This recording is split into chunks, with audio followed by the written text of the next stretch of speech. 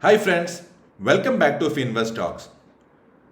So in this independent series, today we are going to discuss about the second stock, which is ICICI Bank. So in this video, we will see what is the basic analysis of ICICI Bank, what are the buy levels, and what is the way future.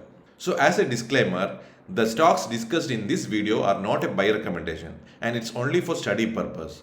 So please discuss with your financial advisor before investing. So in our last video, we discussed about Reliance, which is one of the largest market cap company in Indian stock market. There we discussed about the basic fundamentals of Reliance, the technical analysis as well as the buy level, whether one should accumulate, hold or sell Reliance stocks. All these things in detail we saw in our last video. The link of the video attached in the I button above.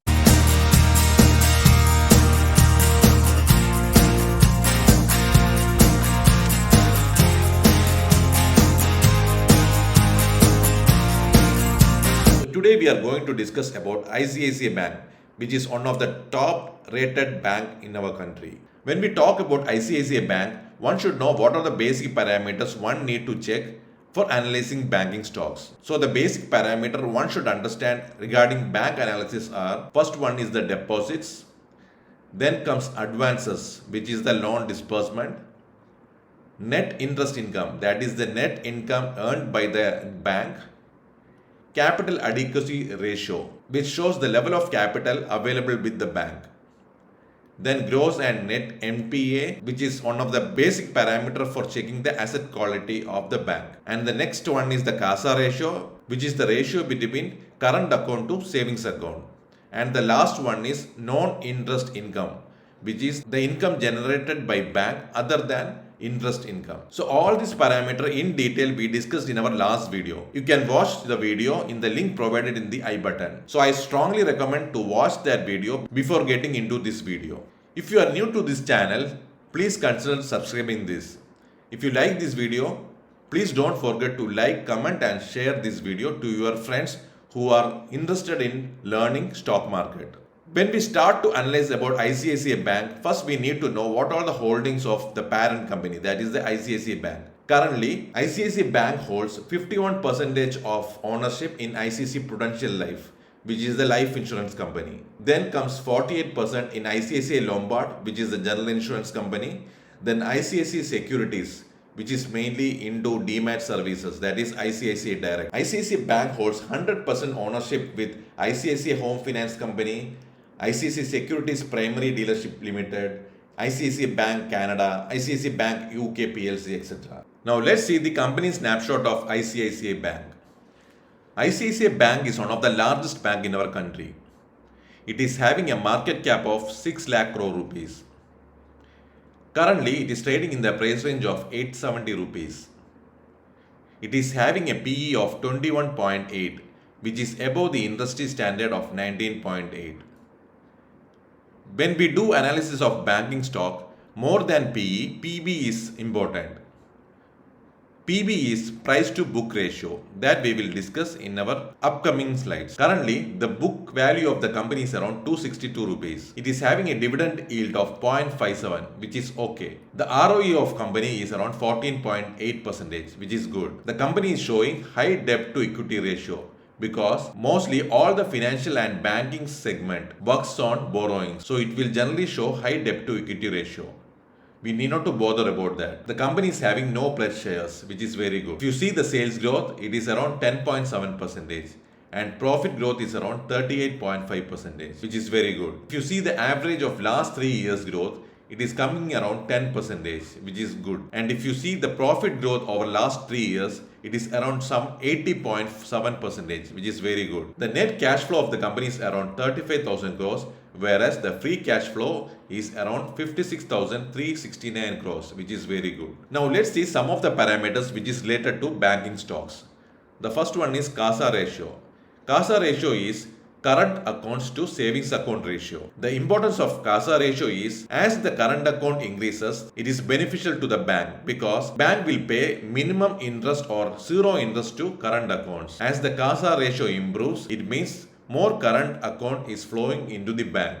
That means it can generate more net interest income. So CASA ratio of around 50% is very good. The P by B of company is around 3.4, which is good based on company standards. The company has generated net interest income of around 39,000 crores, which is very good. Cost to income is 40.5, which is very good. If you see the profit growth, it is around 104%, which is very good. Now let's see some of the important numbers of ICICI Bank. During the financial year 2022, it has generated an overall total assets of 14,000 billion rupees. Out of that, majority will be advances. Advances are those assets which are disbursed to customers as loans, wherein they can generate income out of that in the form of interest. That's why the loans disbursed are termed as assets. The core operating profit of the company is around 383 billion rupees. Out of that, the net profit is around 233 billion rupees. So the net interest margin is around 3.96, which is very good. It has generated a deposit of around 10,645 billion rupees. The total capital adequacy ratio is 19.16, which shows company is adequately having fund. Now let's see the trend of some important parameters over last 4 years. The total deposit has grown from 5,609 billion rupees to 10,645 billion rupees over last 4 years, which is very good. Out of this, the growth in savings account is good. In terms of total advances is the amount disbursed as loan to the customers. In 2018, it was around 5,123 billion rupees, from where it grew to 8,590 billion rupees. The net worth of the company is steadily increasing, whereas the capital adequacy ratio they are maintaining in good level. Currently, it is around 19.16, which is very good. If you see the net interest income as well as net income margin, both are showing good uptrend over the years. The net income interest was around 230 billion rupees in 2018, whereas currently it is in the range of 474 billion rupees, which is very good. The net interest margin also improved from 3.23 to 3.96. which is very good. Now let's see the provisions coverage ratio. Provision coverage ratio is the amount of provision that is covered on the bad loan. So the provision coverage has improved from 47.7% in 2018 to 79.2%, which is very good. In terms of net NPA, the net NPA of the company dropped from 4.8% to a minimum of 0.8%, which is very good. The net NPA shows the amount of loan converted into bad loan has been drastically reduced. So if you see as a snapshot, all these parameters we are already discussed in this video. The total deposit, advances, total assets, capital adequacy ratio, core operating profit, net interest income, net interest margin, profit after tax. If you see all the parameters, all are showing a steady increase over the years. Now let's see the long-term chart of ICICI Bank.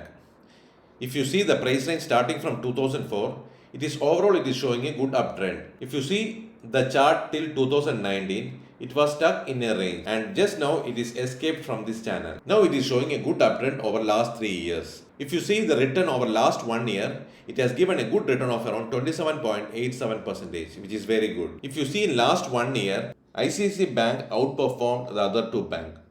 ICICI Bank had given a return of around 26%, whereas HDFC Bank degrown by 4% and Kotak Bank grown by 10.59%, which clearly shows ICICI Bank is on an uptrend. It have the potential to take the pole position in banking sector. Now let's see some of the important ratios of bank. First one is ROE, which is showing good percentage of around 14.99% for last 1 year. ROA is showing 1.77%, which is also very good. Net NPA over the years has dropped from 2.26 average to 0.81.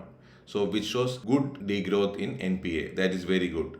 Net NPA shows the amount of bad loans in the company. So the bad loans has drastically reduced is what it is showing. NIM is net interest margin, which is showing a continuous growth, which is very good. A net interest margin of 3.5% is very good. If you see capital adequacy ratio, which is around 19.12, which is very good. What is capital adequacy ratio? That we had explained in our last video. Please watch the video mentioned in the I button. Cost of liabilities is how much cost incurred by the bank to acquire the capital, which is mainly related to CASA ratio. If a company is having good CASA ratio with lower cost of liabilities, shows good cost acquisition or good capital acquisition of the bank. A PEG ratio of 0.25 shows the company is having good growth ahead. When we talk about advanced growth, the loan book growth that is showing around 17.08%, which is very good. The advanced growth and CAR is closely related. When a company is having good CAR ratio that is around 20%,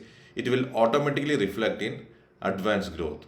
Because if the capital adequacy is very good, then it can improve the loan disbursement. Now let's see the shareholding pattern of ICICI Bank. Currently, DA is holding around 45.5%. FII holds 43.54%. Public have a shareholding of around 10.89%. If you see the shareholding pattern across the year for mutual fund industry, it is showing an uptrend. Whereas FII shows a small dip in their percentage holding. Now let's see the monthly chart of ICICI Bank. If you see the long-term chart, it is showing a continuous uptrend. It is continuously respecting the 100-month moving average, that is this line. So whenever it is touching this line, it is bouncing back. If you see the several instances, like this is the first instance, this is the second one, third one, the fourth one. Here also it is touching here and it is bouncing back. So whenever it is touching the 100-month moving average, it is giving a bounce back. So it is a good level to enter in ICICI Bank. So we can wait for ICICI Bank to touch the 100-month moving average. Whenever it touches this 100-month moving average, it is a good time to buy. Now let's see the daily chart of ICICI Bank. ICICI Bank was showing some level of consolidation in last 1 year. Just now it's moved out of this box and it is showing a continuous uptrend. Now let's see the technical analysis through RSI, Bollinger Band and MACD. In MACD, it has already given a buy signal around the July region. RSI is continuously above 70 mark. It is showing bullishness. If you see in Bollinger Band, after touching the lower band, it started continuously rising and it started touching the upper band. Then it is continuously going through the upper band, which shows solid uptrend. As an overall conclusion, ICICI Bank is a turnaround story which have the potential to emerge as a number one bank in the country. So one can add ICICI Bank on dips. It will give good returns over the period. So don't miss to accumulate ICICI Bank on dips, which will provide a multi-bagger returns over the year. In our next video, we will take a new company and do the further analysis. That is from the mid-cap segment. It is from EV sector. It's a EV IT giant. Can you guess the stock? If you can guess the stock, please put it in our comment. Please do like if you like the video and don't forget to subscribe to get the notifications of upcoming videos on personal finance and stock market. Please post your valuable comments. Do follow the Friday Basics to make your stock market journey easy. Thanks for watching and have a good day.